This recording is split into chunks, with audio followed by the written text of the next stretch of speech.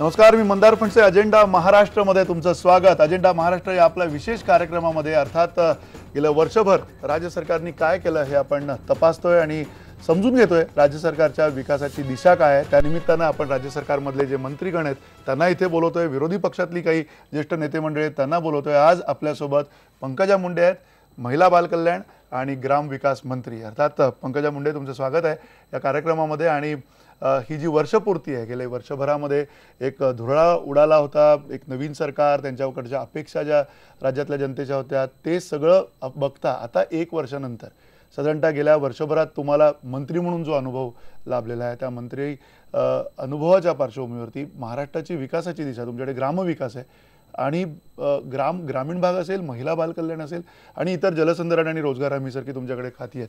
या सगळ्या पार्श्वभूमीवर काय नेमकं तुम्हाला साधलं गेल्या वर्षभरात, काय सांगा? महाराष्ट्रामध्ये सरकार होऊन आता 1 वर्ष होईल आणि या वर्षामध्ये आम्हाला जे अचीव करायचं होतं, जे आम्हाला मिशन आम्ही स्वतःसमोर ठेवलं होतं, मी ॲज अ मंत्री, माझे जे 4 मंत्रालय आहेत त्याच्यामध्ये मला जे करायचं होतं त्याच्यामध्ये मला बऱ्या प्रमाणात यश आलंय असं मी आत्मविश्वासाने सांगू इच्छिते. कारण महाराष्ट्राला गेले अनेक वर्ष जी सत्ताधाऱ्यांच्या चुकीच्या निर्णयांबद्दल आम्ही बोलत होतो, त्या तशा चुका आमच्याकडे न होता आम्ही योग्य दिशेने कशी वाटचाल करू याच्या बाबतीत आम्ही खूप सावध निर्णय घेतलेले आहेत. माझ्या स्वतःच्या बद्दल जर विचाराल तर आज अगदी ग्रामपंचायतच्या सरपंचापासून ते आमच्या पंतप्रधानांपर्यंत एका योजनेची चर्चा सगळ्या महाराष्ट्रात आहे, ती म्हणजे जलयुक्त शिवार. त्यामुळे ती योजना अतिशय प्रभावी आणि अतिशय समाधानकारक रिझल्ट देणारी झालेली आहे. आणि असंच पुढे 5 वर्ष करून आम्ही दुष्काळमुक्त महाराष्ट्राकडे एक वाटचाल केलेली आहे. अतिशय कमी पैशामध्ये लोकांना बरोबर घेऊन एक चळवळ उभी केलेली आहे पाण्यासाठी आणि दुष्काळमुक्तीसाठी. त्याच्यात आम्हाला यश आलेलं आहे. दुसरं, मुख्यमंत्री ग्रामसडक योजना आता आमची मंजूर झालेली आहे. त्यामुळे ग्रामीण भागाच्या रस्त्यांच्या सुधारणेसाठी एक महत्त्वाचा पायंडा, त्याच्यामधनं आम्ही एक नवीन पडाव घेत आहोत. मला असं वाटतं, जर महाराष्ट्राचा विकास व्हायचा असेल तर ग्रामीण भाग हा सुधारला पाहिजे. ज्या सुविधा शहरांना आहेत त्या सर्व ग्रामीण भागांना मिळाल्या तर महाराष्ट्राचा विकासाला एक गती येईल. बरोबर, नक्की. ग्रामविकासाच्या संदर्भात ताई, तुम्ही आता म्हणालात की ग्रामीण भाग जर सुधारला, त्याचा विकास झाला तर खऱ्या अर्थाने आपण प्रगतीपथावर जाऊ शकतो. आता पण महाराष्ट्राचं वास्तव आहे हे वेगाने बदलतं. महाराष्ट्राचा तोंडवळा जो होता ग्रामीण, तो बदलत चालला आहे. आता निमशहरी भाग मोठ्या प्रमाणात वाढत आहे आणि हे शहरीकरणाचं जे प्रमाण आहे, या सगळ्या याच्यामध्ये ग्रामीण भागाचा जो एक ढाचा होता तो पूर्ण विस्कळीत होत चालला आहे. स्थलांतर वेगाने होत आहेत. महात्मा गांधींनी सातत्याने सांगितलं होतं की गाव हे विकासाचं केंद्र स्थान असलं पाहिजे आणि सर्वसामान्य माणूस हा विकासाचा केंद्रबिंदू असला पाहिजे. पण आपल्याला सातत्याने हे बदलत चाललेलं दिसतं वास्तव. आणि आता शहरीकरण वेगाने होत चाललंय, त्यामुळे राजकीय पक्षांची आणि सरकारांची प्रायोरिटी, त्यांचं प्राधान्य आता शहरी भागाला दिलं जात आहे. या सगळ्या पार्श्वभूमीवर ग्रामविकास काय करणार आहे? ग्रामविकासचं पण आता आमचं धोरण अतिशय आम्ही प्रभावी बनवलेलं आहे. चला खेड्याकडे हे आपल्याला महात्मा गांधींनी सांगितलं होतं, पण कोणी खेड्याकडे जायचा प्रयत्न न करता शहरं मोठी झाली, बकाल झाली. आज आपल्या राज्यातली 48% पॉप्युलेशन ही शहरामध्ये वास्तव्य करते आणि त्याच्यामुळे शहरांवरचा भार वाढला आणि त्याच्यामुळे गावं सुद्धा ओस पडली. गावामध्ये जी काम करणारी माणसं ती शहरात वास्तव्य करायला लागल्यामुळे वृद्धांचं, महिलांचं प्रमाण गावांमध्ये जास्त असल्यामुळे गावांच्याही नियोजनामध्ये फार त्याच्यामध्ये कुठेतरी एक अभाव निर्माण झाला. आता 14वा वित्त आयोग येतोय आणि 14व्या वित्त आयोगामधनं आम्ही ग्रामीण विकासामध्ये आता प्रत्येक गाव कसं आदर्श करता येईल तसं तर आम्हाला नरेंद्र मोदींनी संसद आदर्श ग्राम दिलेला आहे. आम्ही आता आमच्या खात्यातर्फे आमदार आदर्श ग्राम चालवत आहोत. पण याचबरोबर सर्व गावं कशी आयडियल आम्हाला करता येतील याच्या दृष्टीने एक फार मोठा कार्यक्रम आम्ही घेत आहोत, एक चळवळ आम्ही घेत आहोत. आता येणाऱ्या 6 तारखेला आम्ही ती डिक्लेअर करणार आहोत. ह्याचा GPDP असं ती चळवळ आहे, म्हणजे ग्रामपंचायत डेव्हलपमेंट प्लॅनिंग. ह्याच्यामध्ये प्रत्येक ग्रामपंचायत 5 वर्षामध्ये आम्हाला कसं खर्च करायचा आहे, आम्हाला वित्त आयोग आलेला, आणि तो वित्त आयोग आम्ही कोणत्या कामावर खर्च करणार याचा आराखडा तयार करून आम्हाला देईल. त्या आराखड्यावरच आमदार फंड खर्च होईल, त्या आराखड्यावरच खासदार फंड खर्च होईल. माझ्याकडे रोजगार हमीचं खातं आहे. मी कालच एक मोठी बैठक घेऊन एक निर्णय घेतलाय की रोजगार हमीतनं आपण नुसती लोकांना मजुरी देण्याचं साध्य न करता असेट निर्माण करण्याकडे फार फोकस लक्ष देणार आहोत. त्यामुळे ग्रामीण विकासामध्ये रोजगार हमीला कॉन्व्हर्जन्स करून, म्हणजे एकात्मिक योजना करून आम्ही ग्रामीण भागाचं चित्र पालटवणार आहोत. आम्ही स्मार्ट गावं करणार आहोत, ज्या गावांमध्ये आता रिन्युएबल एनर्जीचा उपयोग होणार आहे, ज्या गावांमध्ये आता आम्ही कम्प्युटराइज्ड ग्रामपंचायत कार्यालय करत आहोत, जेणेकरून गावाच्या लोकांना तालुक्यावर कमीत कमी यावं लागेल इतकं ग्रामपंचायत कार्यालय प्रभावी करण्याकडे आमचा उपक्रम आता चालू आहे आणि ते खूप सुंदर असं एक चित्र ग्रामीण भागाचं आपल्याला दिसणार आहे. नक्की. तुम्ही म्हणताय आधुनिकीकरण सगळं करणार आहात या सगळ्या ग्रामपंचायत कार्यालयांचं किंवा ग्रामपंचायत यंत्रणेचं सुद्धा, त्या संदर्भात काही प्रश्न तुम्हाला आम्ही विचारू, पण तत्पूर्वी आपले सगळे सहकारी आहेत IBN लोकमतचे या कार्यक्रमामध्ये. प्रणाली कापसे न्यूजरूममध्ये आहे, सुरभी शिरपूरकर आहे नागपूरवरनं आणि हलिमा कुरेशी आहे पुण्यावरनं. अर्थात या तिघींना आपल्याला प्रश्न विचारायचे आहेत. सुरुवात आपण करूयात प्रणाली तुझ्यापासून, कारण मला वाटतं न्यूजरूममध्ये अनेकांना प्रश्न विचारायचे आहेत. पंकजाताई, तुमचं खूप खूप स्वागत IBN लोकमतच्या या न्यूजरूममध्ये. न्यूजरूममध्ये सुद्धा तुम्हाला खूप सारे प्रश्न विचारायचे आहेत, पण सुरुवात मी माझ्यापासूनच करते की तुम्ही मंत्री झालात, तुमच्याकडे इतक्या खात्यांची जबाबदारी आली. एक महिला म्हणून या सगळ्या खात्यांचा कारभार सांभाळत असताना खूप त्रास झाला असेल, नवीन बऱ्याच गोष्टी शिकायला मिळाल्या असतील, पण तरीसुद्धा अवघ्या काही महिन्यातच भ्रष्टाचाराचा मोठा आरोप तुमच्यावर झाला. विरोधकांनी आंदोलनं केली, त्या आंदोलनाचा त्राससुद्धा तुम्हाला झाला. कुठे ना कुठे ज्या पक्षाने आपल्याला निवडून दिलं, ज्यांनी आपल्याला मंत्री बनवलं, त्यांनाच तुमच्या या सगळ्या आरोपांची म्हणजे आरोपांबद्दल स्पष्टीकरण द्यावं लागलं, तुमची पाठराखण करावी लागली.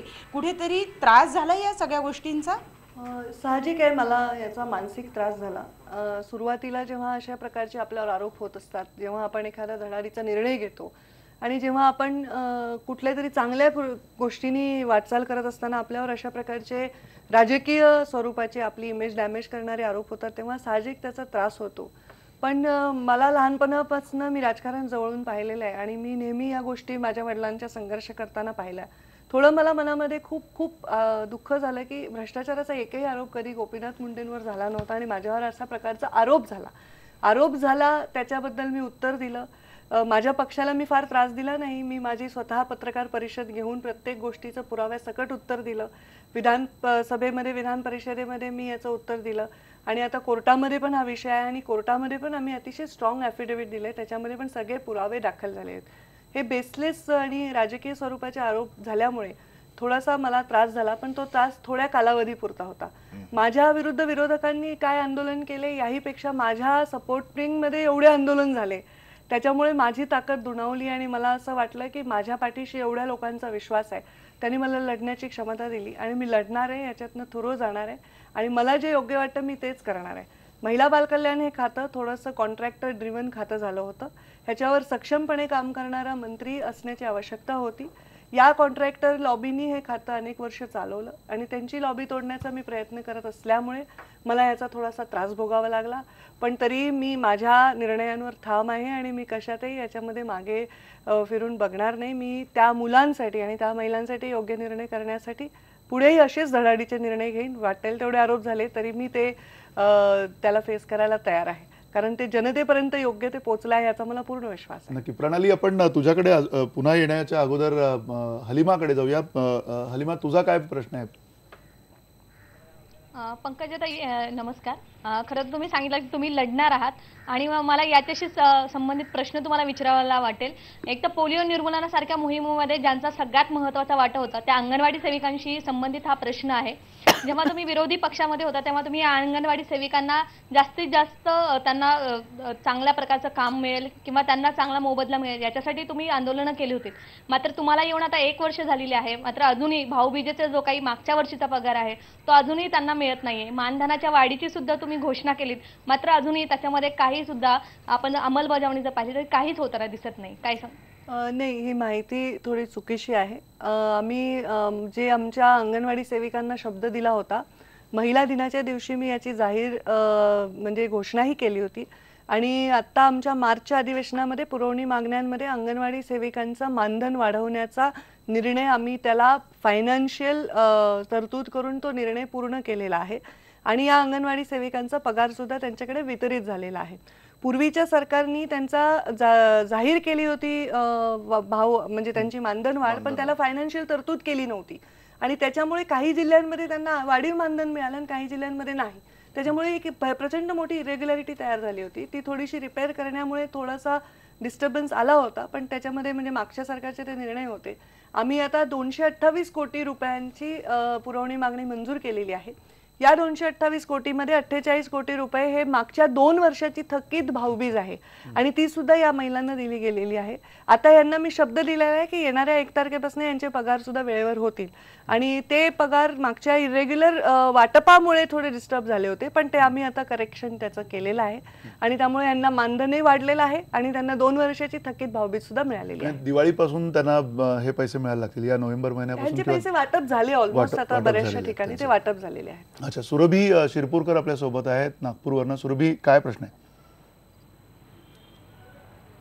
पंकजाताई नमस्कार. सर्वप्रथम माझा प्रश्न असा की अमरावतीच्या मेळघाटमध्ये अजूनही कुपोषित मुलांचा जो प्रश्न आहे तो कायम आहे. अतिशय गंभीर हा प्रश्न सुरुवातीपासूनच मानला जातो. सरकारकडनं जरी निधी येत असले तरी सुद्धा ते आदिवासी जमातीपर्यंत पूर्णपणे पोहोचत नाही. तर सरकारकडून, भाजप सरकारकडून काय यावरती उपाययोजना आणि त्याचबरोबर महिलांवरती सुद्धा जो प्रश्न आहे तो कायम आहे. बालविवाह तिथे अजूनही सुरू आहेत.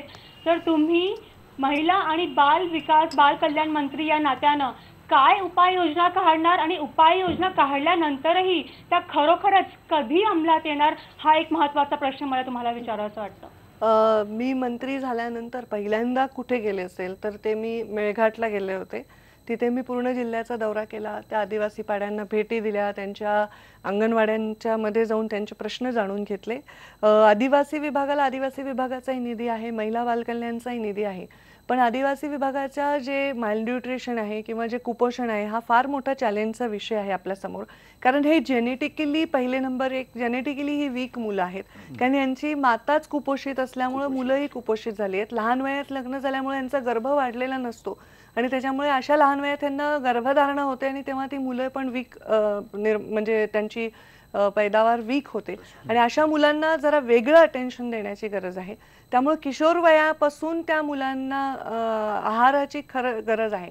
कारण ज्या प्युबर्टीतल्या मुली असतात त्या मुलींना जर चांगला आहार मिळाला, आयर्न मिळालं, त्यांना चांगल्या प्रकारचं खाणं पिणं मिळालं, त्यांना जरा थोडंसं गायडन्स मिळाला तर त्या मुलींना वाढ त्यांची चांगली होते आणि त्यांचं जर लग्न वेळेवर झालं योग्य वयात तर त्यांच्या गर्भाची पण व्यवस्थित वाढ होते. याच्यासाठी खूप साऱ्या आपल्याला तिथे प्रशिक्षणाची गरज आहे, प्रबोधनाची गरज आहे आणि ते कार्यक्रम आम्ही राबवतच आहोत. आणि मॅलन्यूट्रिशनचं पण आता आम्ही एक मोठा एक निर्णय घेत आहोत की मॅलन्यूट्रिशन फाईट करण्यासाठी आतापर्यंत कागदोपत्री फक्त त्याचे नोंदणी व्हायची. आता आम्ही तिथे EPGM म्हणून एक इलेक्ट्रॉनिक मोडमधले आम्ही मशीन्स केलेत, ज्याच्यामुळे आपण जे कुपोषण खरं काय आहे हे जरा आपल्याला त्याच्यामध्ये तपासता येईल. आणि सॅम आणि मॅम अशी पालकं असतात जी खूप इंटेन्सिव्ह त्यांना केअर लागतो, यांच्यासाठी एक वेगळा डाएट प्लॅन आहे. त्याच्यासाठी महिला बालकल्याणची यंत्रणा खालपर्यंत काम करते. त्यांना वेगळं न्यूट्रिशन द्यावं लागतं, त्यांना फॉर्टिफाईड फूड द्यावं लागतं, ह्याच्यासाठी पण आम्ही काम करत आहोत. आणि THR पण त्यांना चांगला दिला गेला पाहिजे, जेणेकरून त्यांच्या घरी जाऊन सुद्धा त्यांना ते रॅशन असं दिलं पाहिजे की ज्याच्यातनं त्यांचा आहार त्यांना मिळाला पाहिजे. तर आम्ही ह्याच्याबद्दल उपाययोजना केलेल्याच आहेत. पण तुमचं बरोबर आहे की अनेक वर्षाचा हा प्रश्न आहे आणि तो अनेक वर्षाचा प्रश्न हा एकाच वर्षात सुटेल याची गॅरंटी देणं आवश्यक, म्हणजे मला वाटतं एक प्रॅक्टिकल होणार नाही. पण त्याच्याबद्दलची आम्ही वाटचाल सुरू केलेली आहे. आम्हाला त्याच्यामध्ये तिथल्या लोकांचाही खूप सहभाग मिळत आहे. पण पंकजाताई, एकूणच हा जो प्रश्न आहे गेली अनेक वर्षांपासून यावर सातत्याने चर्चा होते, पण त्याच्यावर जो एक दीर्घकालीन उपाययोजना केली गेली पाहिजे. आज महाराष्ट्रातल्या निम्म्याहून अधिक महिला ॲनिमिक आहेत आणि त्यामुळे कुपोषणाचा हा प्रश्न फक्त मेळघाटात किंवा आदिवासी भागात जेवढा चर्चेला येतो त्याच्यापेक्षा जास्त तो आपल्याला शहरी भागात, शहरी झोपडपट्ट्यांमध्ये सुद्धा अस्तित्वात आहे, परंतु त्याची चर्चा होत नाही. आणि त्याची चर्चा जेव्हा होते तेव्हा काही NGOज ज्या आहेत त्या माध्यमांकडे जातात आणि तेव्हा त्याची चर्चा होते. त्यामुळे याच्याकडे एक विशिष्ट महिलांच्या शारीरिक आणि एकूण सामाजिक वाढीच्या दृष्टीने विचार जो करणं गरजेचं आहे, त्यासाठी काही तुम्ही एक महिला तरुण नेतृत्व म्हणून तुम्ही याच्याकडे काही वेगळ्या पद्धतीने बघता? आता आम्ही त्याला महिला तरुण नेतृत्व म्हणून मी बघतेच. एक माता पण मी आहे, मुलाचं संगोपन मी जसं करते तसं एक आर्थिकदृष्ट्या दुर्बल माता करू शकत नाही जरी तिची इच्छा असेल तर. जेव्हा आर्थिकदृष्ट्या दुर्बल लोक असतात तेव्हा त्यांच्या प्रायोरिटीज वेगळ्या असतात, तेव्हा त्यांना पोट भरणं हे त्यांच्यासाठी महत्त्वाचं असतं, अतिशय सकस आहार घेणं हे त्यांच्यासाठी महत्त्वाचं त्यावेळी नसतं, कारण त्यांची तशी परिस्थिती नसते. तेव्हा त्या लोकांना आहारच दिला गेला पाहिजे असं माझं स्पष्ट मत आहे. आपण जर त्यांना आर्थिक मदत केली तर कदाचित त्यांच्या प्रायोरिटीज वेगळ्या असल्यामुळे त्यांचं आहाराकडे दुर्लक्ष होऊ शकतं. त्यामुळे त्यांच्या हातामध्ये आहार दिला गेला पाहिजे, त्याच्यावर आम्ही पूर्णपणे प्रयत्न करत आहोत. आता माझ्या एवढ्या आरोपांची आपण चर्चा केली, त्याच्यामध्ये 42 कोटी रुपये आम्ही हे डायरेक्ट अंगणवाडींना दिले होते आणि त्याच्यातनं त्या अंगणवाडीनी अंडी आणि केळी हे ताजी विकत घेऊन त्या मुलांना खाऊ घातली आणि त्यामुळे अंगणवाडीच्या मुलांची संख्या वाढली आणि त्यांच्यामध्ये पण म्हणजे त्यांच्या वजनामध्ये किंवा त्यांच्या वृत्तीमध्ये बराचसा बदल आपल्याला जाणवला. ह्याच्यामध्ये खूप सेन्सिटिव्हली हा विषय हाताळायचा आहे. आम्ही एक डाएट प्लॅन केलेला आहे आता तयार. ह्यांचं न्यूट्रिशन जसं देणार आहे आता येणाऱ्या काळात जे आम्ही THR त्यांना देणार आहोत त्याच्यामध्ये आम्हाला त्याला वीकली डाएट प्लॅन त्यांचा कोणत्या दिवशी काय द्यायचं, काय अन्न त्यांनी घेतलं पाहिजे, प्रोटीन किती मिळालं पाहिजे ह्याच्यावरचा एक डाएट प्लॅन पूर्ण निश्चित झालेला आहे. आणि या महिलांचं प्रशिक्षण अंगणवाडीच्या माध्यमातून व्हावं. ज्या गरोदर माता आहे त्यांचंही होतं, ज्या लहान म्हणजे लॅक्टेटिंग मदर्स आहेत त्यांचंही प्रशिक्षण होतं आणि त्याच्यातनं त्यांना काय खायला पाहिजे, काय नाही, तुमच्या घरात असलेल्या साहित्यातनंच तुम्ही काय खाऊ शकता ह्याच्याबद्दलचं गायडन्स मोठ्या प्रमाणात आम्ही करतो आहोत. नक्की. अर्थात याशी संबंधित आणखी म्हणजे बालहक्क आयोग जो आपल्या राज्यामध्ये आता नाहीये, बऱ्याचशा ज्या केंद्रीय योजना आहेत ज्या तुमच्या खात्याशी निगडीत आहेत त्या योजनांचं त्यामुळे जी अंमलबजावणी व्हायला पाहिजे ती अंमलबजावणी होताना दिसत नाही. इंटिग्रेटेड चाइल्ड प्रोटेक्शन स्कीम सारखी जी योजना आहे ती अजून आपल्याकडे कार्यान्वित झालेली नाही आहे. त्यामुळे जिल्हा पातळीवरती जी प्रकरणं घडतात बालहक्काच्या संदर्भातनं, बालसुधारगृहांमधले म्हणजे अतिशय वाईट परिस्थिती आहे बालसुधारगृहांची सुद्धा. तर या सगळ्यासाठी आता तुम्ही काही नव्यानं तातडीची काही पावलं उचलताय? पहिले तर मी बालसुधारगृह, बालगृह आणि THRचे प्रकल्प म्हणजे आहार आणि त्यांचं राहणं या सगळ्यांचं सगळ्यात पहिले मी ग्रेडेशन करण्याचा निर्णय घेतला. त्यांचं मोठ्या प्रमाणात महाराष्ट्रभर आम्ही इन्स्पेक्शन केलं आणि ABC असे त्यांचे कॅटेगरीज केलेत, ABCD. त्याच्यामध्ये आपण काय करतो, बालगृह असेल तर त्याच्यामध्ये जेवढी मुलं आहेत त्याच्याप्रमाणे सहाय्यक अनुदान सरकार देतं किंवा या महाराष्ट्रामध्ये जेवढी बालगृह आहेत त्याच्यामध्ये फक्त 97 बालगृह ही शासनाची आहेत, बाकीची बालगृह ही NGO चालवतात. मग NGO चालवतात ते स्वयंसेवी संस्था आहेत, समाजसेवा म्हणून चालवायला सुरू करतात आणि मग तेव्हा सहाय्यक अनुदान फक्त देणं हे सरकारचं त्याच्यामध्ये कर्तव्य आहे. पण जे शासनाचे बालगृह आहेत त्यांची पण बऱ्याच ठिकाणी आता डोंगरीचं बालगृहाची कालच मी मीटिंग घेतली, अतिशय दुरावस्था झालेली आहे. अनेक वर्षाचा तिथे जो कारभार आहे, त्यांच्याकडे झालेलं दुर्लक्ष आहे, याच्यामध्ये सर्व संवेदनशीलपणे लक्ष घालण्याची गरज आहे. ते आम्ही लक्ष घालतच आहोत.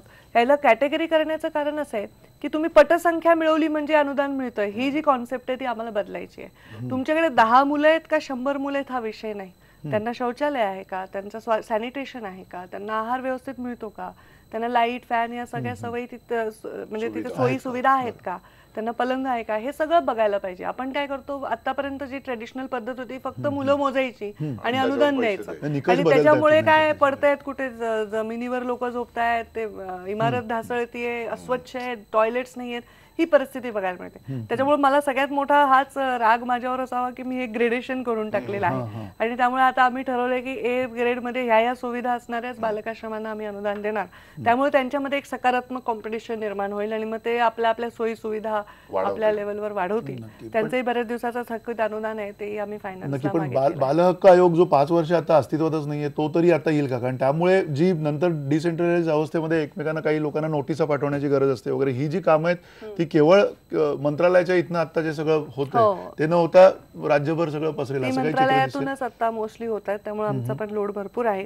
पण लवकरात लवकर आम्ही आयोगांचे कंप्लिशन करणार आहोत आणि मग त्या लोकांना ती जबाबदारी देणार आहोत. तरी पण अंकुश मंत्रालयाचं त्याच्यावर नक्कीच असणार आहे, कारण हे आयोग आधी होते, आधी मंत्रालय होते आणि आधी मंत्री होते. मग आपण एवढ्या वर्षात असं का झालं हा प्रश्न स्वतःलाही विचारला पाहिजे प्रत्येक नागरिकांनी, की आपण अवेअर होतो का, किंवा प्रत्येक अधिकाऱ्यांनी की आपण काय करत होतो इतके वर्ष, आपल्याला कागदावर जी ड्युटी बांधून दिली आहे त्याच्या पलीकडे आपण काही करत नाही. त्यामुळे आपले ट्रेडिशनल पद्धती बदलून थोडं नवीन काही करायला गेलं तर लोक हाहाकार माजवतात, पण रिझल्ट नक्की चांगला येतो. अच्छा, नक्की तुम्ही म्हणता रिझल्ट चांगला येतो. प्रणाली कापसे पुन्हा न्यूजरूम मध्ये आपल्यासोबत आहे.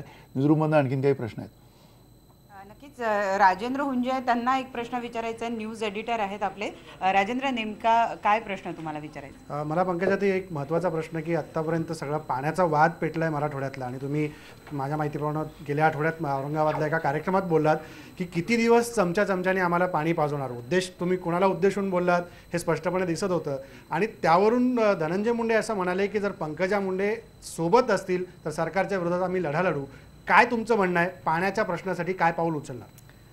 पाण्याच्या प्रश्नासाठी ऑलरेडी आम्ही पाऊल उचललेलं आहे.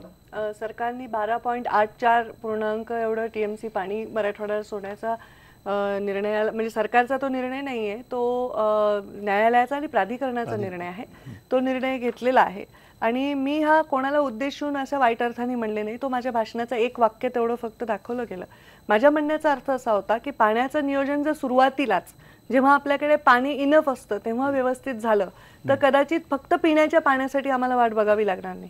50 दिवस मराठवाड्यात पाऊस पडला नाही, एक सतत 50 दिवस अख्खा पावसाळा कोरडा गेला आणि त्यावेळी आमचं पूर्ण खरीपाचं पीक वाया गेलं आणि अशा वेळी आता फक्त पिण्याच्या पाण्याची आमची भूक आहे आणि फक्त पिण्याच्या पाण्याचीच ती भागणार आहे. हे किती दिवस चालणार असा त्याचा अर्थ आहे.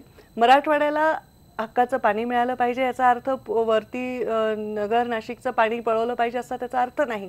पण जे पाण्याचं नियोजन आहे, जे कोर्टाने सांगितलंय, त्याचं इंटरप्रिटेशन जर करेक्ट झालं तर दोन्ही भागातली पिकं वाचतील आणि दोन्ही भागांना पिण्याचं नियोजन होईल. आणि हे कर्तव्य आमचं आहे, कारण पाण्यावरनं आपल्याकडे 2 विभागांमधले विवाद हे आपण कमी करण्याकडे राजकारण्यांचा पावलं उचलली पाहिजेत, समाज कार्यकर्त्यांची पावलं उचलली पाहिजे, जेव्हा की आपण ते कुठेतरी पेटवण्याकडे कल जास्त दिसतो. आणि म्हणून ते भाषणातला माझा तो ओघाने एकच तेवढा मुद्दा दाखवला गेला, पण ते मी त्याच्यावर बोलत होते की वाद विवाद न उचलणारे निर्णय आपल्याकडे झाले पाहिजे.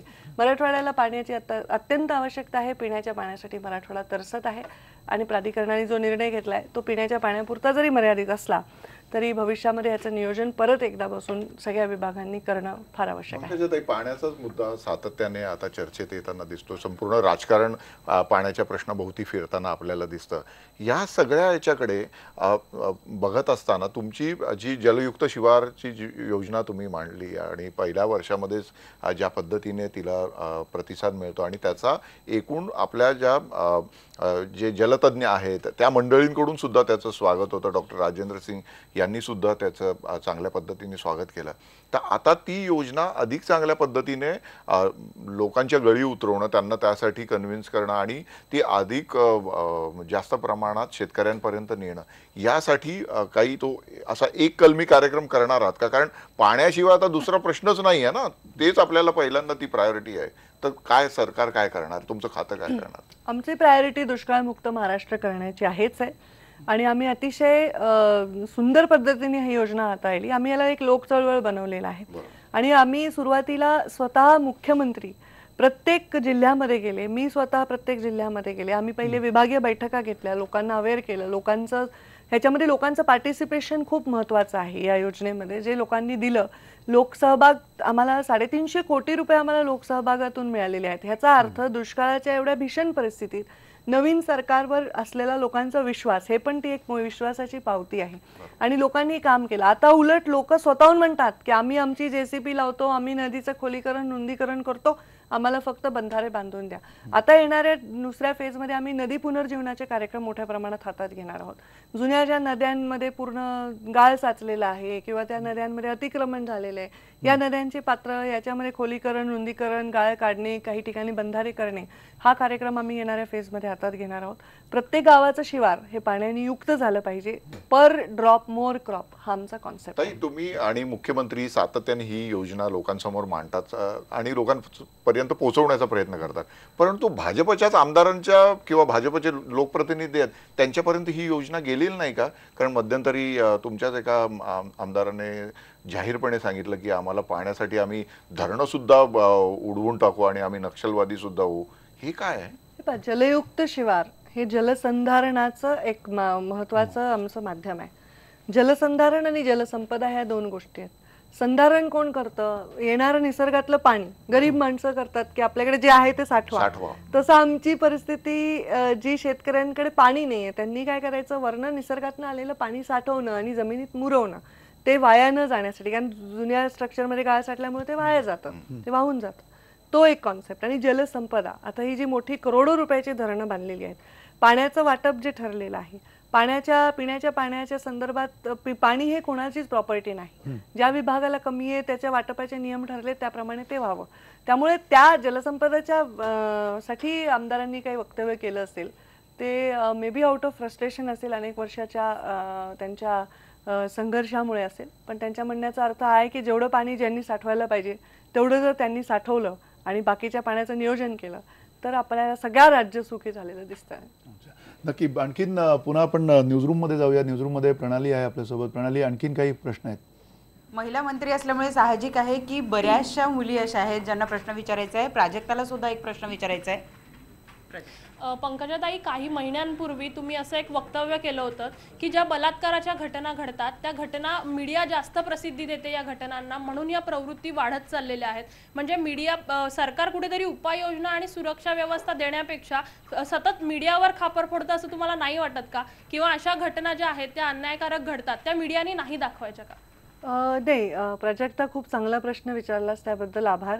कारण मलाही खूप दिवस झाले क्लिअर करायचं होतं. मी बलात्कारांच्या घटना मीडिया दाखवतं म्हणून त्या घडतात असं म्हटलं नाही. मी एवढंच म्हटलं की आपण बलात्कारांच्या ज्या घटना आहेत किंवा ज्या अशा एखाद्या मोलेस्टेशनच्या घटना आहेत त्याला अतिरंजित न करता त्याला थोडंसं सेन्सर्ड दाखवायची गरज आहे. कारण आपण एखाद्या सिनेमाला सेन्सर लावतो, आपण TV सिरियल्स वगैरे, तेव्हा मी ओव्हरऑल मीडियाविषयी बोलत होते, नुसतं न्यूज मीडियाविषयी नव्हते बोलत. की TV सिरियल्स आहेत, क्राईमचे प्रोग्राम्स आहेत, त्या क्राईमच्या प्रोग्राममध्ये एखादा क्राईम दाखवताना एखादा रेप सीन किंवा हे इतकं अतिरंजित करून दाखवलं जातं की त्याच्याविषयी विकृत मनोवृत्तींना आकर्षण वाटायला लागतं. हे एक सायकोलॉजिकल ॲनालिसिस आहे आणि त्याच्यामुळे ह्या गोष्टी दाखवत असताना त्याचे वाईट परिणामांवर जास्त अतिरंजित दाखवलं तर कदाचित लोक त्याच्यामधनं मागे जातील. त्या दृश्यांवर अतिरंजित न दाखव असा तो विषय होता. मी काही मीडिया म्हणजे न्यूज मीडियावर त्याचा खापर अजिबात फोडला नाही. उलट मी असं आव्हान केलं की जर अशा काही घटना घडत असतील तर या घटनांमध्ये आपण त्याचं निगेटिव्हिटी आहे तिचं जास्त आपण जर प्लॅटफॉर्मवर मांडलं तर लोक त्याच्यापासून परावृत्त होतील. कारण कुठेतरी ह्याचं एक अट्रॅक्शन विकृत मनोवृत्तीला वाटणं साहजिक आहे. नक्की. एक छोटासा आपण ब्रेक घेऊया या चर्चेमध्ये. आपल्यासोबत पंकजा मुंडे आहेत, ग्रामविकास आणि महिला बाल हक्क कल्याण मंत्री आणि अर्थात रोजगार हमी आणि जलसंधारणासारखी महत्त्वाची खाती त्यांच्याकडे आहेत. या सगळ्या पार्श्वभूमीवरती आपण त्यांच्याशी चर्चा करणार आहोत. महाराष्ट्राची विकासाची दिशा काय येणाऱ्या काळामध्ये असणार आहे, त्याची गती किती असणार आहे ते सुद्धा आपण त्यांच्याकडनं समजून घेणार आहोत एका छोट्याशा ब्रेकनंतर. अजेंडा महाराष्ट्रामध्ये स्वागत आहे पुन्हा एकदा तुमचं. आपल्यासोबत पंकजा मुंडे आहेत, त्यांना आपण प्रश्न विचारतोय आणि महाराष्ट्राच्या विकासाची दिशा येणाऱ्या काळातली काय असेल ती समजून घेतोय. पंकजा मुंडे, तुम्हाला पुन्हा हाच प्रश्न आहे की जे तुमच्याकडचं खातं आहे सगळ्यात महत्त्वाचं महिला आणि बालकल्याण, ह्याच्यामधला महिला हा जो घटक आहे, म्हणजे एकीकडे आता आपण बघतोय की राजकारणामध्ये सुद्धा जवळजवळ 50% महिला या स्थानिक स्वराज्य संस्थांमध्ये सगळीकडे सहभागी आहेत. नुसत्या सहभागी नाहीत तर आता त्यांना से आहे चांगल्यापैकी, त्या त्यांचं स्वतःचं कर्तृत्व दाखवू शकतात. या व्यतिरिक्त एक खूप मोठा महिलांचा असा वर्ग आहे आपल्या या सगळ्या व्यवस्थेमध्ये की ज्या कुटुंब उभारणीच्या कामात आहेत. त्यांना हाऊसवाईफ म्हणायचं काही कारण नाही, कुटुंब उभारणीच्या कामात आहेत. आणि त्या कुटुंब उभारणी करणाऱ्या ज्या महिला आहेत त्या महिलांना ह्या स्किल इंडिया वगैरे सारखे जे काही आता आपण केंद्र सरकारकडनं शब्द ऐकतोय, त्या ज्या योजना आहेत त्याच्यामध्ये काही तुम्ही काही महत्त्वाकांक्षी असा एखादा प्रकल्प वगैरे तुमच्या लक्षात एखादा आहे का? किंवा येणाऱ्या काळामध्ये तुम्ही काही अशा प्रकारचा प्रकल्प या सगळ्या सुशिक्षित महिला आहेत, कर्तृत्ववान आहेत, पण घरामध्ये आहेत, अशा महिलांसाठी तुम्ही काय करणार? बरोबर शब्द वापरला तुम्ही. ज्या कुटुंब उभारणीचं काम करतात, शेवटी जे कुटुंब उभारतात ते शेवटी राज्य उभारू शकतात. त्यामुळे त्या महिला हाऊसवाईफ म्हणून त्यांचं काही काम कमी असं अजिबात नाही. या महिलांसाठी काय करायचं ही फार महत्त्वाची गोष्ट आहे. ऑलरेडी माझ्याकडे महिला बाल कल्याण खातं तर आहेच, पण त्याचबरोबर ग्रामीण विकासमध्ये एक अशी विंग आहे जिथे बचत गटांचं मोठं जाळं पूर्ण महाराष्ट्रामध्ये आम्ही विणलेलं आहे. आणि याच्यामध्ये थोडंसं आर्थिकदृष्ट्या दुर्बल किंवा विशिष्ट आरक्षणातल्या महिलांना त्याचा फायदा न होता इवन बाकी ज्या महिला मध्यमवर्गीय आहेत त्यांचं सुद्धा संघटन झालं पाहिजे, याच्याकडे आमची मागणी आहे. आम्ही मध्ये एक मागणी केली होती की आमच्या या महिला जे प्रोडक्ट तयार करतात त्यांना ट्रेनिंग तर आम्ही देतोच, कारण माझ्याकडे नॅशनल रूरल लाईव्हलीहूड मिशन आहे. त्याच्यामध्ये एक रूरल भागामध्ये ग्रामीण भागामध्ये स्वतःचं लाईव्हलीहूड म्हणजे आपल्या पोटा पाण्याची व्यवस्था करण्यासाठी त्यांना काही स्किल्स आपण डेव्हलप करू शकतो. त्या महिलांनी केलेले प्रोडक्ट हे आपल्या प्रदर्शनामध्ये लावता येतात. आता आम्ही काही ठिकाणी एक रूरल हार्ट असं तयार करतोय, म्हणजे ज्या ठिकाणी एक 12 महिने तिथे महिला बचत गटाचं प्रदर्शन असेल. महिला बाल कल्याणमध्ये आम्ही आता एक महिला बचत गटाचं पोर्टल निर्माण केलेलं आहे, जेणेकरून महिला बचत गटाने आपल्या सांगितलेल्या आपण बनवलेल्या वस्तू ह्या सगळ्या त्या पोर्टलवर जर टाकल्या तर त्यांना ते जे त्यांचं वस्तू बघितल्या जात नाहीत किंवा त्यांचं मार्केटिंग होत नाही आणि त्याच्यासाठी लागणारा खर्च त्यांना करता येत नाही, ते सुद्धा त्यांचं ऑनलाईन ऑर्डर्स वगैरे घेण्याच्यासाठी पण आम्ही एक सुविधा उपलब्ध करून दिलेली आहे. त्याचा फायदा अजून महिला फार घेताना मला दिसत नाहीयेत. म्हणजे त्याच्यामध्ये फार विशिष्ट लोक, कलाकुसर असलेले, कार्विंग करणारे, विणकाम करणारे हे लोक थोडे मोठ्या प्रमाणात काम करतात. पण हाऊसवाईफ फार इन्व्हॉल्व्ह होताना मलाही दिसत नाहीयेत. आणि त्यामुळे त्यांच्यामध्ये असणारे कला ह्या स्कॅटर्ड आहेत. त्या कलांना एकत्र जर आणलं तरच त्याला उद्योगाचं रूप येऊ शकतं. किंवा त्या महिलेने पुढाकार घेऊन तिच्या अंडर काही महिलांना ट्रेन केलं तर आम्ही त्यांना सहकार्य देतो आणि त्या प्रोडक्ट्सना सुद्धा आमच्या एक्झिबिशन मध्ये आम्ही स्थान देतो. आता बिल आणि मेलिंदा गेट्स फाउंडेशनच्या मेलिंदा गेट्स आहेत, त्यांनी काल एक अत्यंत महत्त्वाचा अहवाल भारतीय महिलांच्या स्थिती संदर्भातचा सादर केलेला आहे आणि त्याच्यावर त्यांनी जी म्हणजे बोचरी टीका केलेली आहे की आपल्या देशातील महिलांची स्थिती इतक्या वाईट पद्धतीने आहे हे त्यांनी जगासमोर मांडलेलं आहे. आणि सातत्याने माध्यमांच्या वेगवेगळ्या माध्यमांमधून सुद्धा त्यावर प्रकाशझोत टाकला जातो की आपल्याकडच्या स्त्रियांवर होणारे अत्याचार आणि त्यांना मिळणारी वागणूक याची आता जागतिक व्यासपीठावर वेगळ्या पद्धतीने चर्चा व्हायला लागलेली आहे. तर या सगळ्या पार्श्वभूमीवर महिला सक्षमीकरण हे फक्त घोषणेपुरतं राहिलेलं आपल्याला दिसतं. तर ते प्रत्यक्षात येण्यासाठी काय केलं पाहिजे? आता तुम्ही पूर्ण तळागाळातलं संपूर्ण राजकारण बघत मंत्रिपदापर्यंत आलेले आहात. तर या सगळ्या पार्श्वभूमीत आपल्याला सातत्याने हे सुद्धा लक्षात येतं की महिलांना राजकारणात सुद्धा जे स्थान मिळायला पाहिजे ते मिळत नाही. म्हणजे फक्त शोभेसाठी महिला असावी का, या सगळ्याकडे तुम्ही कसं बघता? नाही, मला असं वाटत नाही, कारण महिला शोभेसाठी असावी अशा मताची मी नाही, किंवा मला वाटतं माझा पक्षही नाही. आमच्याकडे खूप सक्षम महिला आहेत. आमच्याकडे सुषमा स्वराज आहेत, वसुंधराराजे शिंदे आहेत. आमच्या पक्षामध्ये महिला विजयाराजे शिंदे यांनी काम केलं. आमच्या पक्षामध्ये फार मोठ्या अग्रेसर महिला स्मृती इराणी आहेत. इथे महाराष्ट्रामध्ये मी काम करते, माझ्यावर अनेक महिला आमदार आहेत, महिला मोर्चाच्या कार्यकर्त्या. तर मला असं वाटत नाही की राजकारणामध्ये महिला ज्या मेरिटवर काम करतात त्या पुढे जातातच, पण त्यांना संघर्ष पुरुषांपेक्षा जास्त आहे, ही फॅक्ट आहे. कारण महिला घर सांभाळू शकते आणि बाहेरचंही काम करू शकते, पण पुरुष घर सांभाळताना मला तरी दिसत नाही. त्यामुळे त्यांना पण एक ट्रेनिंग, स्किल डेव्हलपमेंट केली पाहिजे की त्यांनी पण थोडंसं घराचा जो लोड असतो तो स्वतःच्या खांद्यावर घ्यायला पाहिजे. त्यामुळे आपल्याकडे हे स्त्री पुरुष असमानता ही मध्यमवर्गीय आणि लोअर म्हणजे खेड्यामध्ये वगैरे अजूनही आहे. महिलांना बाहेर जाण्याची परवानगी अजूनही नाही. आणि मुळामध्ये स्त्री भ्रूण हत्येसारखा विषय असल्यामुळे आपण जगामध्ये आपली मान खाली जाईल अशी परिस्थिती आहे. आणि त्याच्यामुळे जगातले लोक जेव्हा भारतात येतात, आपल्यासाठी या रुटीनच्या गोष्टी आहेत, आपण रोजच्या जीवनात बघतो, पण ते भारतात येतात तेव्हा त्यांना या गोष्टी खूप शॉकिंग आणि सरप्रायझिंग वाटतात.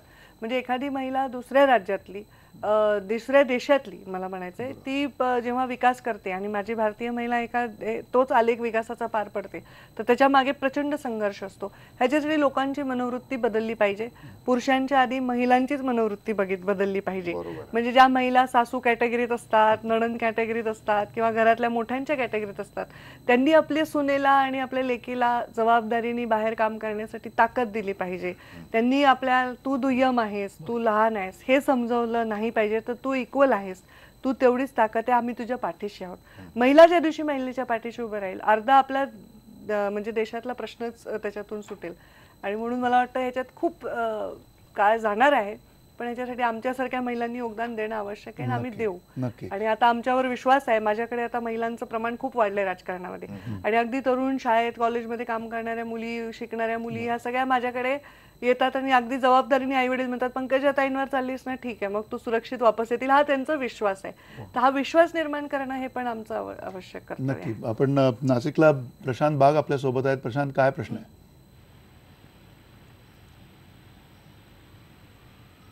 निराधार आणि अपंग मुलांच्या शिक्षणासाठी एक योजना केंद्र सरकारची होती, राज्य सरकारची होती. आणखी गेल्या 3 वर्षापूर्वी ती योजना गेल्या सरकारनं ती अचानक बंद केली. यानंतर काही NGOज कोर्टात सुद्धा गेल्या. आणखी नुकताच 20-25 दिवसावरीच हायकोर्टानं निर्णय सुद्धा दिलाय ती योजना परत सुरू करण्याचा, पण ती अजूनपर्यंत सुरू झाली नाहीये. निराधार आणि अनाथ मुलांना खऱ्या अर्थानं वेगवेगळ्या प्रकारचं स्किल एज्युकेशन या योजनेच्या माध्यमातून दिलं जात आहे. आणि हायकोर्टामध्ये दाखल असलेल्या कागदपत्रांमध्ये अवघा 1 कोटी रुपये वर्षाला खर्च याच्यामध्ये दिसून येतोय. तुम्ही पुन्हा ही योजना, आता हायकोर्टाने आदेश दिलाच आहे, पण तुम्ही पुन्हा ही योजना सुरू करणार का? एक नवीन पायंडा तुम्ही पाडणार का? अपंगांच्या बद्दल थोडंसं राज्यामध्ये अनेक वर्ष दुर्लक्ष होते. असा अपंगांच्या विषयांवर काम करणारे अनेक नेते मला भेटतात, डेलिगेशन्स भेटतात. त्याच्यामध्ये आपल्या राज्याचं, जिल्ह्याचं अगदी पंचायत समितीचं बजेटमध्ये विशिष्ट टक्केवारी अपंगांवर खर्च केली जावी असं आपल्याकडे GR आहे. पण याच्यामध्ये काय होतं, अपंगांवर खर्च म्हणजे आपण फक्त त्यांना सायकल देणे, त्यांना ते काय त्यांचे स्कूटी देणे किंवा त्यांना काहीतरी हात म्हणजे इलाजाचा मदत करणे इथपर्यंत ते मर्यादित आहे. त्यांना व्यावसायिक शिक्षण देणे, प्रशिक्षण देणे, स्वतःच्या पायावर उभं करण्याची यंत्रणा उभं करून देणे, ह्याच्यावर कधीच कोणी विचार केला नाही. मुळामध्ये आपल्याकडे जे इतकी लोकसंख्या आहे त्याच्यामुळे आपल्या आहे त्या ज्या नॉर्मल लोकसंख्येकडे सुद्धा इतकं ठिकाणी आपण सुविधा पोहोचवू शकत नाही. तेव्हा अपंगांकडे तर दुर्लक्ष होतच आहे, मला डोळ्यांनी माझ्या दिसतंय. ह्याच्यामध्ये अपंगांच्या बजेट खर्च झालं पाहिजे आणि स्किल डेव्हलपमेंटमध्ये अपंगांसाठी विशिष्ट राखून ठेवलं. आता आमच्याकडे आश्रम आहे, त्याच्यात मेंटली चॅलेंज्ड मुलं असतात, अपंग मुलं असतात, त्यांचा सांभाळ करण्यावर आपण खर्च करतो, पण त्यांना स्वतःच्या पायावर उभं करता येणं हे प्रत्येक वेळी शक्य नसतं. त्यातली काही मुलंही त्याच्या कॅटेगरीमध्ये येतात. त्या कॅटेगरीमधल्या मुलांना स्वतःच्या पायावर उभं म्हणजे मूकबधीर मुलं असतील ही स्वतःच्या पायावर उभं राहू शकतात किंवा एका अपंग एका हात असेल एक पाय नसेल तरी ती पण स्वतःच्या पायाने उभं राहू शकतात. पण जी मेंटली चॅलेंज्ड मुलं आहेत त्यांचा थोडासा प्रश्न निर्माण होतो. त्यांना प्रशिक्षण दिलं पाहिजे स्किल डेव्हलपमेंटच्या माध्यमातून. आपण म्हणताय कधी कधी अशा कार्यक्रमातून एखादी सूचना सुद्धा आपल्याला मिळते, तर ह्या सूचनेचं मी स्वागत करते आणि तुम्ही माझ्या डोक्यात हा विषय घातल्याबद्दल तुमचे आभार मानते. आता कदाचित शिक्षण विभागाकडे येतो का माझ्याकडे येतो हे तपासून याच्या नक्की आता मी मागे लागेन आणि हा विषय नक्की हाताळेन. मी तुमच्या सूचनेबद्दल आभार मानते. पंकजाताई, उद्या दसरा आहे आणि दसरा म्हटलं की भगवानगड म्हटलं की गोपीनाथ मुंडे या गोष्टी ओघाने येतात. तर आता 1 वर्ष तुमच्या कामाला पूर्ण झालेलं आहे आणि ह्या पूर्ण 1 वर्षाच्या काळामध्ये सुरुवातीला गोपीनाथ मुंडे या महावृक्षाच्या खाली वाढ झालेल्या पंकजा मुंडे आणि त्यानंतर आता एक वर्षामध्ये स्वतंत्रपणे विचार करणाऱ्या आणि काम करणाऱ्या पंकजाताई, तर या दोन्हीकडे तुम्ही कसं बघता, त्याची कशी मांडणी कराल तुम्ही? दसरा म्हटलं की भगवानगड आणि भगवानगड म्हटलं की भगवान बाबांच्या दर्शनाला आवर्जून जाणारे गोपीनाथराव मुंडे साहेब हे महाराष्ट्राला नक्कीच आठवतात. 2-4 दिवस झाले लोकही खूप इमोशनल झालेत. गडावर साहेबांशिवाय जाणं हे अजूनही लोकांना जड जातं आणि अगदी लोक इतके प्रेम करतात की मला आता काही लोकांनी मेसेज पाठवले की ताई तुम्ही साहेबांसारखं जॅकेट घालून याल का. मी इतके लोक अजूनही साहेबांच्या रूपामध्ये विलीन झालेत, मग त्यांच्यात इन्व्हॉल्ड आहेत. त्यामुळे मला दसरा म्हणलं की ह्या सगळ्या गोष्टी परत एकदा आठवतात, त्याचा त्रासही होतो. आणि मुंडे साहेबांच्या वृक्षाच्या सावलीखाली मी नाही अनेक लोक विसावले होते आणि ते आज अनेक लोक आपापल्या परीने स्वतः वाढण्याचा प्रयत्न करतात. याचं कारण काय, त्याचं आम्हाला स्वतः वाढणं हे याचं कारण नाही. तो वृक्ष जो आज राहिला नाही त्याची सावली ज्यांना मिळत नाही त्यांना सावली देण्यासाठी आम्हाला त्या वृक्षाचं रूप धारण करण्यासाठी ही आमची सगळी धडपड आहे. आणि म्हणून मला आज माझ्यामधला जो फरक जाणवतो तो जो बिंदासपणा होता बाबा असताना की बाबा सांभाळून घेतील सगळं, तो बिंदासपणा राहिलेला नाही. पण मुंडेंच्या रक्तात थोडं बंडखोरी प्रवृत्ती आहे, त्यामुळे आपल्या विचारांवर कॉम्प्रोमाइज करणंही मला बऱ्याच वेळा जमत नाही. त्यामुळे ह्याच्यातलं सुवर्ण मध्य गाठायचा मी प्रयत्न करते. सत्तेत असल्यामुळे फार आक्रमक जो मूळचा आमचा पिंड आहे तो थोडासा बाजूला ठेवून काम करावं लागतं. पण तरी मला असं फार कॉम्प्रोमाइज करायला जमेल असं दिसत नाही.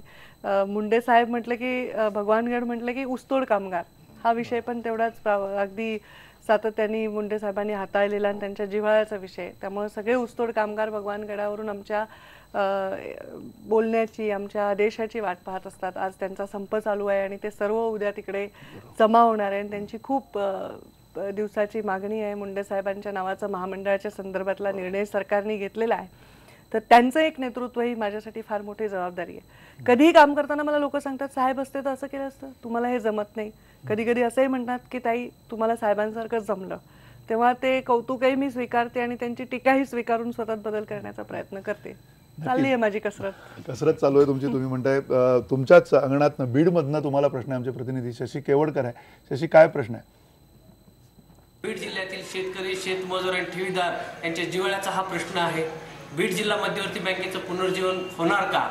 आणि ज्या ठेवीदार आणि सभासदांनी आपल्यावर विश्वास ठेवून पुन्हा एकदा ही बँक आपल्या ताब्यात दिली आहे, या बँकेचं जे कामकाज आहे आणि काम करणारे आपले संचालक मंडळ किंवा अध्यक्ष उपाध्यक्ष जे आहेत हे शेतकऱ्यांच्या हिताचं, ठेवीदारांच्या हिताचं काम करताना दिसतील का?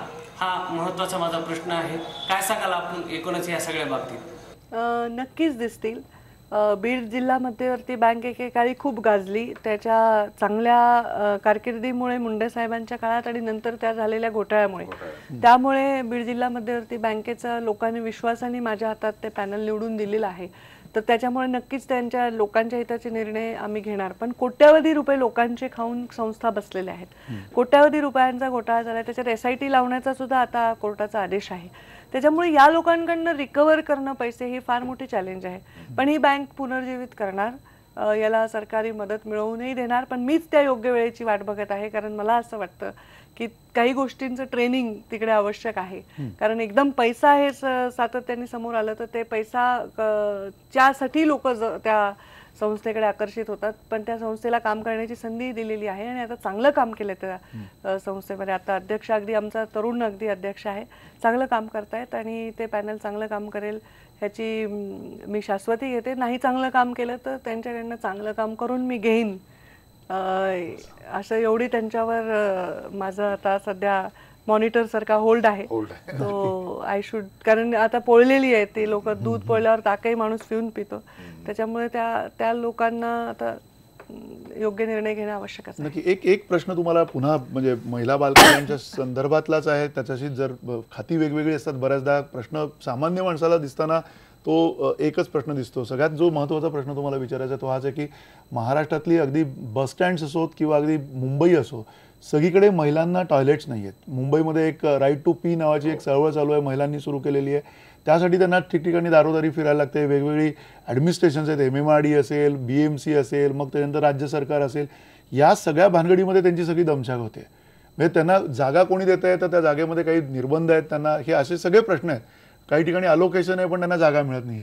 हे सगळं कुठेतरी एकात्मिक स्वरूपामध्ये तुम्ही संपवू शकाल का येणाऱ्या काळामध्ये, एक महिला मंत्री म्हणून? आणि ती त्या पद्धतीचं तुम्ही ती लिडरशिप त्यांच्याकडनं या प्रश्नाच्या भोवतीची तुम्ही घ्याल का?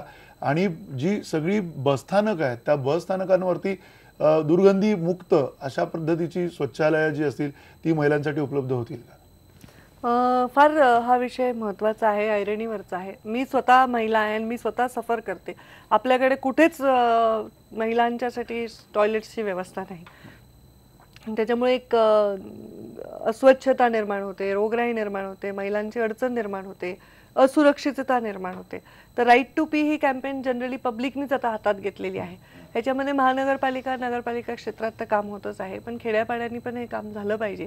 याच्यासाठी आम्ही नक्कीच पुढाकार घेणार आहोत. ह्याच्यामध्ये थोडंसं ओपन राहिलं पाहिजे. मी सुद्धा, सरकारने सुद्धा, कॉर्पोरेशननी सुद्धा, खूप लोक आहेत जे हे टॉयलेट्स बांधून द्यायला तयार आहेत. त्यांची काही अटी असतील, त्यांचं काही म्हणणं असेल आम्ही टॉयलेट बांधू, टॉयलेटवर जाहिराती करू, व्हॉटेवर आहे. पण जर टॉयलेट्स बांधून मिळत असतील आणि राईट टू पी हे आपल्याला कुठेतरी कंप्लीट करता येत असेल तर आपण ओपन माइंडेड राहून काही गोष्टींना थारा दिला पाहिजे आणि त्याला जागा करून दिली पाहिजे. माझ्याकडे खूप लोक CSR मध्ये आले आणि त्यांनी आम्हाला सांगितलं की आम्ही हे टॉयलेट्स बांधून देतो, पण आम्हाला या टॉयलेट्सवर आम्ही जाहिरातीचे फलक लावू किंवा त्यांचं एक मेंटेनन्स त्यांना करता यावं. असे प्रपोजल आम्ही कॉर्पोरेशनकडे वगैरे पाठवले. तर त्याच्यावर निर्णय घेणारे अधिकारी आणि यंत्रणा वेगळी आहे. आपण न भीता आणि निर्भीड राहून निर्णय घेतले तर खूप चांगलं काम ह्याच्यामध्ये करेल. आणि CSR मध्ये खूप लोक इन्व्हॉल्व्ह होऊन काम करायला तयार आहेत. प्री फॅब्रिकेटेड टॉयलेट्स आजकाल 2 दिवसात उभे राहतात, 100 टॉयलेट्स. त्याच्यामध्ये मेंटेनन्सचा पण काही विषय येत नाही. मेंटेन करणारी यंत्रणा पण आहे, पण त्यांना आर्थिक नियोजन त्यांचं सुद्धा आपण दिलं तर ते करू शकतात. ताई, तुम्ही स्मार्ट गावं निर्माण करण्याच्या संदर्भात म्हणालात. आता स्मार्ट सिटीची योजना केंद्र सरकारच्या माध्यमातून मोठ्या प्रमाणात चर्चेत आहे. पण मला इथे एक बेसिक अडचण जाणवते, म्हणजे डार्विनने जो उत्क्रांतीवादाचा सिद्धांत मांडला होता त्यात सर्वायवल ऑफ फिटेस्ट म्हटलं होतं आणि आता आधुनिक युगामध्ये सर्वायवल ऑफ स्मार्टेस्ट म्हटलं जातं. तर या सगळ्या पार्श्वभूमीवर जर गावं जर अस्तित्वातच नसतील चांगल्या पद्धतीने तिथली रचना, तर ती स्मार्ट करून कशी काय टिकणार आहेत? आता गावच मोडकळीस आलेले, तिथे फक्त महिला आणि वृद्ध आणि लहान मुलं राहताना दिसत आहेत आणि शिक्षणासाठी मोठ्या प्रमाणात लोक बाहेर आली, स्थलांतर झालं नोकरीसाठी. तर हे सगळं जी ग्रामव्यवस्था मोडकळीस आलेली आहे ती स्मार्ट करणं की मजबूत करणं, तुमची काय प्रायोरिटी असणार? मजबूत करणं साहजिक माझी प्रायोरिटी आहे. पण ती स्मार्टली मजबूत करण्याची आवश्यकता आहे. म्हणून मी स्मार्ट विलेज किंवा स्मार्ट ग्राम म्हटले. मी आयडियल आणि आदर्श म्हटलंच नाही कारण माझी जी योजना आहे ती स्मार्ट आहे. म्हणजे S for sanitation, M for management, A for accountability, R for renewable energy आणि T for technology and transparency. या 5च तत्वांवर माझी स्मार्ट ग्राम मला ॲक्टिवेट करायची आहे. ज्या गावामध्ये बेसिक सॅनिटेशन आहे, ज्या गावामध्ये अकाउंटेबिलिटी आहे, खर्च जे होतोय गावाच्या मध्ये त्याच्यामध्ये अकाउंटेबल करणारी गावाची यंत्रणा आहे, मॅनेजमेंट करणारी यंत्रणा आहे, ती आपणच त्यांना जर गाईड केलं तर त्यांची ते लावतात. ज्या गावामध्ये रिन्युएबल एनर्जीचा वापर आहे, म्हणजे कुठे वेस्ट मॅनेजमेंट करतायत, कुठे छोटंसं त्यांच्या गावठाणात जागा आहे तिथे सोलारचा त्यांनी आपला एक प्रकल्प गावाच्या सगळ्यांनी मिळून एकत्र करून तिथल्या लोकप्रतिनिधींच्या माध्यमातून केला आहे आणि त्याच्यावर गावाची वीज चालू आहे. ह्या अशा साधे गोष्टी मला त्यांच्याकडनं अपेक्षित आहेत. त्याचं गाईडलाईन पण आम्हीच त्यांना देणार आहोत. कदाचित आम्ही त्यांना एजन्सी सुद्धा आम्ही त्यांना आयडेंटिफाय करून देऊ की या एजन्सीमधनं तुम्ही हे काम करू शकतात, कारण त्यांना फसवण्याची पण शक्यता नाकारता येत नाही. त्याच्यामुळे हे आम्हाला बेसिक हवंय, कारण आता जग हे इतकं पुढे आलंय की आता आपण आदर्शवादाकडे जाण्यात म्हणजे आदर्शच राहायला पाहिजे, पण आपण स्मार्टली आदर्श राहण्याची आवश्यकता आहे. कारण आपण सगळंच आयडियल मिळेल त्या गावात ही व्यवस्था नंतरचा टप्पा राहील, पण आधी ती गावं स्मार्ट झाली पाहिजे. आणि त्यामुळे आता ही मोडकळीच आलेली ग्रामव्यवस्था अजून पूर्ण मोडकळीच नाही आली, ती मोडकळीकडे जाण्याच्या मार्गावर असताना आपण आवर्ती घेतली तर खूप चांगलं काम करता येईल. आणि make in India, make in Maharashtra सारखं मेक इन विलेज केलं तर आम्ही पण मुख्यमंत्र्यांचं स्वागत करू. आणि जर गाव आहे तिथे पूर्ण कॉटन इंडस्ट्री एखादी म्हणजे उभी केली, किंवा ज्या गावामध्ये एखाद्या म्हणजे सिल्कचं तिथे किडा आहे त्याच्यातनं सिल्कचं व्यवसाय उभा केला तर त्या गावांमध्ये रोजगार सुद्धा उपलब्ध होऊ शकतो. नक्की. पुन्हा न्यूजरूम मध्ये जाऊया आपण. न्यूजरूम मध्ये काही प्रश्न आहेत तुम्हाला आणखी?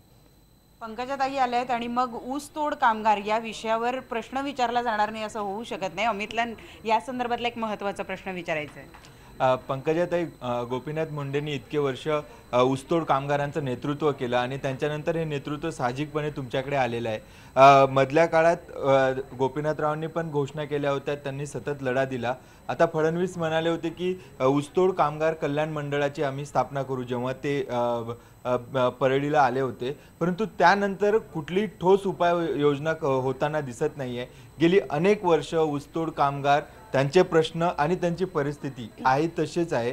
आज IBN लोकमतच्या या कार्यक्रमाच्या माध्यमातून तुम्ही काही आश्वासक असं या कामगारांसाठी बोलणार आहात का? मी परत एकदा सांगतो की आश्वासक अशी अपेक्षा आहे, आश्वासनाची नाही. आश्वासक त्यांना बोलण्या एवढं माझं त्यांचं नातं आता परक राहिलेलं नाही. त्यांनी मुंडे साहेबांच्या निधनानंतर जो लवाद होता त्याच्यात मुंडे साहेब ऊसतोड कामगारांचं नेतृत्व करत होते. त्याच्यानंतर मला त्यांनी ऊसतोड कामगारांनी ते नेतृत्व बहाल केलंय आणि तुम्ही आमची आत्ता इथून पुढे आमची जी वकिली आहे किंवा आमच्या ज्या मागण्या आहेत त्या साखर संघासमोर आणि सरकारसमोर तुम्ही मांडायच्या. त्यामुळे ते फार मोठी जबाबदारी माझ्याकडे आहे.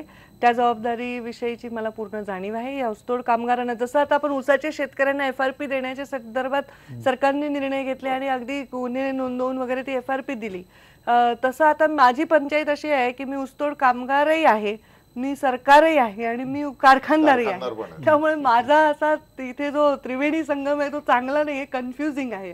त्यामुळे मला कारखानदारीची पण अवस्था माहिती आहे, पण ऊसतोड कामगारांचं जीवन अतिशय कष्टाचं आहे. ऊसाच्या फळामध्ये अंगावर जखमा करत म्हणजे आपलं लेकरू पाठीला बांधून बैलगाडीवर संसार करणारी ही जमात आहे. या लोकांना अगदी कधी साप चावला तर क्षणभरात त्यांचा जीवनाचा अंत होतो. स्वतःचं घर नाही, पैसा नाही, शिक्षण नाही, त्यांच्या हातातला कोयता पिढ्यानपिढ्या सुटत नाही. यांच्यासाठी काहीतरी करायचं आहे मला. आणि मी शब्द देते आज तुमच्या माध्यमातून की सरकारने जो घोषणा केली आहे आणि 2-4 वेळा माझी त्याच्याबद्दल बैठकही झाली, पण मुंडे साहेबांच्या येणाऱ्या पुण्यतिथीच्या आधी ऊसतोड कामगार महामंडळ गठीत करून त्याच्यासाठी त्याच्या थ्रू ऊसतोड कामगारांच्या हिताचे निर्णय हे घोषित केले जातील याचा मी पूर्ण याच्या माध्यमातून आश्वासन देते. आणि ऊसतोड कामगारांचं नेतृत्व हे माझ्यासाठी आताच्या लाल दिव्यापेक्षाही महत्त्वाचं आहे. ही जीवाभावाची माणसं आहेत, 25 लाख लोक महाराष्ट्रात आहेत, ती केव्हा एका नावावर प्रेम करतात, ते खूप मोलाचं आहे. मी सदैव त्यांच्या लढ्यामध्ये सामील आहे. पुन्हा एकदा न्यूजरूम मध्ये काही प्रश्न आहे का आपण पाहूयात. प्रणाली, काय प्रश्न आहे? पंकजाताई आहे, म्हणजे एक मुद्दा जो आहे तो आवर्जून निघतो. मराठवाड्यातल्या बऱ्याच लोकांची एक मागणी आहे, या संदर्भातला एक प्रश्न आहे. पंकजाताई, मी सुद्धा मराठवाड्यातलाच आहे. तुमच्यावर भ्रष्टाचाराचे जे आरोप होते आपल्या, ते सगळं आता ते मळब आता दूर झालं आहे. त्यामुळे आता सरकारची वर्षपूर्ती झाली आहे. मराठवाड्याची अशी इच्छा होती की पंकजाताई मुख्यमंत्री व्हाव्यात. मुख्यमंत्र्यांनीही दिवाळीच्या नंतर मंत्रिमंडळाचा विस्तार होणार असं सांगितलं आहे. त्यामुळं आता मराठवाड्याची इच्छापूर्ती होणार का? मुख्यमंत्र्यांनी मंत्रिमंडळाचा विस्तार होणार असं सांगितलंय. ते त्यांच्या नेतृत्वाखालीचा विस्तार आहे त्यामुळे हे बघ, मराठवाड्याची काय इच्छा आहे आणि हा विषय वेगळा. माझ्या आयुष्यातल्या माझ्या प्रवासात मी आता जिथे आहे तिथे अतिशय योग्य आहे. मला इथे खूप काम करायचं आहे आणि मला जेव्हाही काही मिळालं तर ते माझ्या मेरिटवरच मिळेल अशी मला आवड आहे. आणि मला मेडिकलला ॲडमिशन मिळत होतं साहेबांच्या वशिल्याने आणि मला कमी मार्क्स होते तर मी ते घेतलं नाही. मी जेनेटिक्समध्ये ग्रॅज्युएशन केलं. तर तेव्हापासून माझा तो पिंड आहे. त्यामुळे आत्ता मला वाटतं की माझं हे जे रोल आहे तो पण माझ्यासाठी खूप महत्त्वाचा आणि मोठा रोल आहे. त्याच्यामध्ये लोकांचं मन जिंकणं हे माझं मेन मोटिव्ह आहे. आणि मराठवाड्याच्या लोकांचा विकास हे माझ्यासाठी जास्त महत्त्वाचं आहे माझ्या पदापेक्षा. तर तो साधण्यासाठी मी सदैव, म्हणजे तसं तर महाराष्ट्राचा विकास मला साधायचा आहे, पण साहजिक आहे ज्या भागात आपण जन्म घेतो आणि तो जर मागासलेला असेल तर त्याला स्पीड देणं हे माझं कर्तव्य आहे. तर ते मी करणार आहे. पंकजाताई, ज्या पद्धतीने मराठवाड्यातल्या लोकांच्या मनातली भावना आता माझ्या सहकार्याने मांडली, पण एकूणच आता ज्या प्रकारे राजकारण बदलत चाललेलं आहे, 25 वर्षापूर्वी गोपीनाथ मुंडे राजकारणात सक्रिय होते तेव्हाचं राजकारण आणि आत्ताचं राजकारण, ह्या सगळ्या गोष्टीकडे तुम्ही कसं बघता? म्हणजे यातला फरक तुम्हाला काय नोंदवता येईल इथे? याच्यामध्ये खूप फरक झालेला आहे. मला वाटतं आत्ताच जी पिढी आपल्याकडे आहे ती पिढी अतिशय फास्ट आहे, अतिशय चंचल आहे. साहेबांनी राजकारण केलं ते शून्यातून केलं. त्यांच्या सर्व पिढीने, म्हणजे त्या कॅटेगरीमध्ये आणि त्या पिढीमध्ये असलेल्या सर्व नेत्यांनी अगदी शून्यातून निर्माण करून इथपर्यंत ते आलेले आहेत.